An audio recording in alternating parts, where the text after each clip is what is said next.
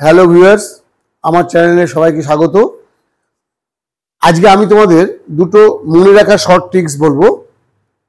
যে তোমরা জানো যে 1803 খ্রিস্টাব্দে জন ডাল্টন পরমাণুবাদ বলেছিলেন এবং সেখানে উনি বলেছিলেন মৌলিক ও যৌগিক পদার্থের ক্ষুদ্রতম কণার নাম হচ্ছে পরমাণু এবং পরমাণুকে ভাঙা যায় না, অর্থাৎ পরমাণু অবিভাজ্য।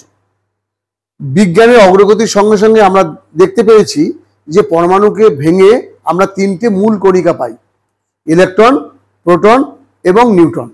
এই ইলেকট্রন, প্রোটন এবং নিউট্রন কে আবিষ্কার করেছে, মানে কোন বিজ্ঞানী আবিষ্কার করেছেন, এটা মনে রাখার একটা শর্ট ট্রিক্স তোমাদের বলে দিচ্ছি। তোমরা এই কথাটা মনে রাখবে যে ইট পড়ে নিচে। এই ইট পড়ে নিচে এই শব্দটাকে তোমরা মনে রাখবে। কি সুবিধা? দেখো, ই মানে হচ্ছে ইলেকট্রন,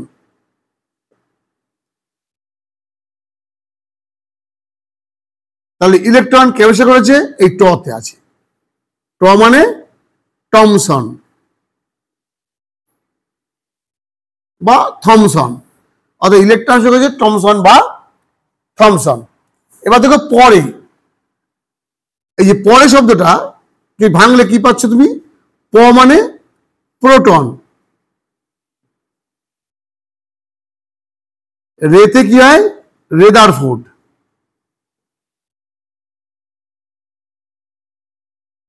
অর্থাৎ প্রোটন আবিষ্কার করেছে বিজ্ঞানী রেদারফোর্ড। তারপরে কি আসছে? নিচে। এই নি মানে নিউট্রন,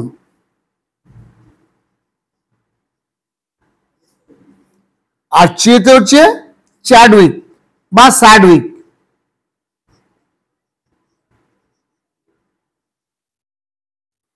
তাহলে আমাদের যদি মনে রাখতে পারি ইট পড়ে নিচে, তাহলে এই যে পরমাণুকে ভাঙলে যে মূল যে তিনটে কণিকা পাওয়া যায়, সেই কণিকাগুলো কোন বিজ্ঞানী আবিষ্কার করেছে এটা আমরা সহজেই মনে রাখতে পারবো। তাহলে ইটে কি হলো? ইতে ইলেকট্রন, টতে টমসন, পরেতে পতে প্রোটন, রেতে রেদারফোর্ড, আর নিচে নিতে নিউট্রন, আর চতে স্যাডউইক বা চ্যাডউইক।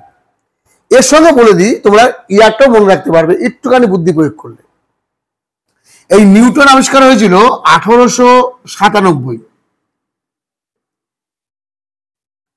তারপরে আবিষ্কার হয়েছে এই প্রোটন এর 12 বছর পর। মনে রাখবে 12 বছর পর। তাহলে এর থেকে 12 যোগ করলে কত হচ্ছে? 1909। আর এটা মনে রাখার উপায় হচ্ছে এই যে 9 আর 7 যোগ করলে কত হয়?